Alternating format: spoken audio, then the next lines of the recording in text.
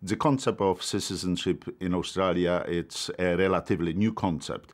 Earlier, all of us were British subjects. We had a range of bureaucratic formulas to deal with newcomers. However, we didn't have a concept of Australian citizenship till 1948.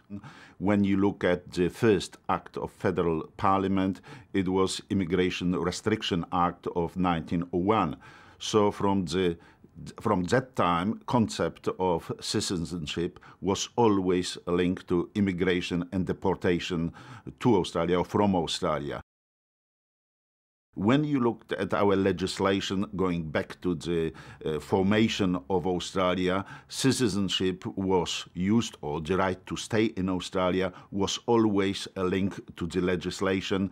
And what it was giving, it was allowing some categories of people move into Australia, stay into Australia, get access to some services like social security services or not. When we wanted to make it more difficult, or to penalize, or to make migrants less welcome, then we change the policy and we change the laws. When we look at the beginning of Australia, the concept of British subject, which really included British migrants and Irish migrants, was predominant.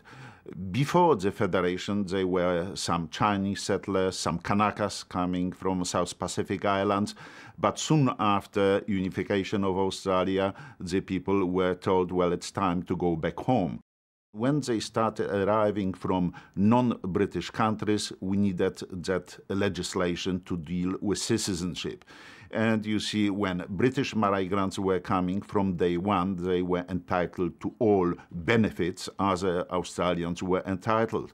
When people were coming from Italy or Greece, they had to wait 15 years until they received citizenship in order to get access to benefits. Later, in early 70s, the concept of citizenship was relaxed.